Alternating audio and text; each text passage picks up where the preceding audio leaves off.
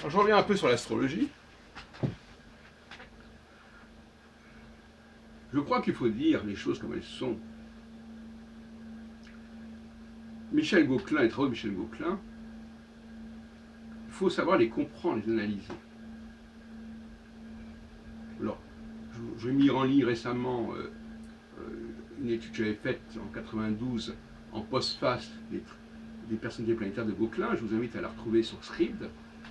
Ça s'appelle Recherche sur l'œuvre de Michel Gauquelin, avec mon ami à l'époque Guy Leclerc de Bruxelles.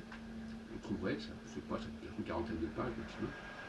Mais c'est encore, c'est très ancien, ça date d'il y a 27 ans quand même.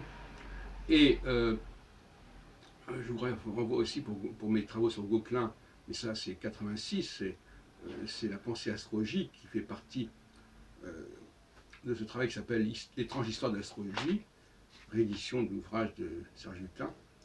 Là aussi, il y a une analyse de Gauquelin. Mais là, je voudrais aller plus loin en disant que finalement, c'est pas là que ça se situe en fait.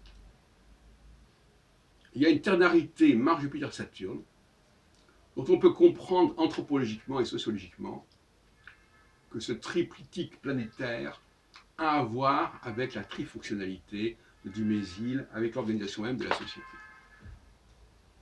Donc, que l'on montre que les gens de tel et tel groupe soient nés sous telle et telle planète, très bien, c'est ce qu'a fait Gauquelin.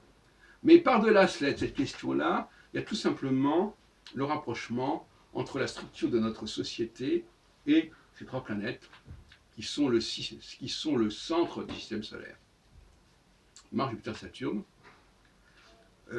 Mars qui est beaucoup plus rapide que Jupiter, Jupiter qui est plus rapide que Saturne.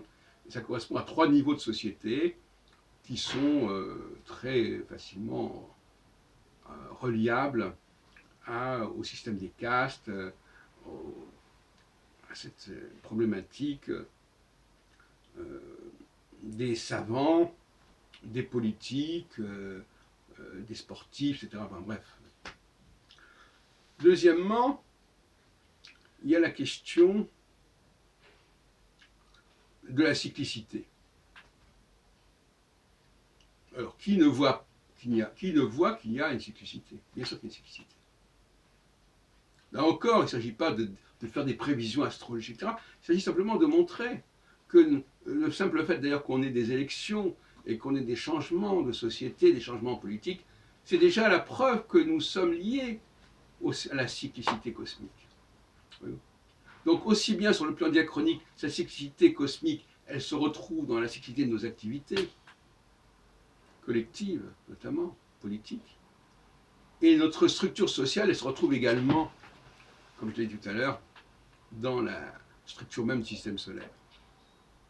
Donc ne nous laissons pas piéger par des considérations du genre ah oui, on va regarder ce que vous prévoyez ou prévoyez pas, on va regarder si voilà, telle catégorie fait ceci ou cela sur le plan de la date de naissance. Non, ce problème il est dépassé. Il y a une philosophie générale de l'astrologie qui nous parle du monde, et je rejoins en cela d'ailleurs la thèse de doctorat de philosophie de Patrice Guinard, qu'il a soutenu en 93, où je pense qu'il avait compris cela, c'est-à-dire qu'il ne s'agit pas de prouver l'astrologie, il s'agit de montrer que l'astrologie ne fait que nous rappeler que notre humanité dépend du cosmos.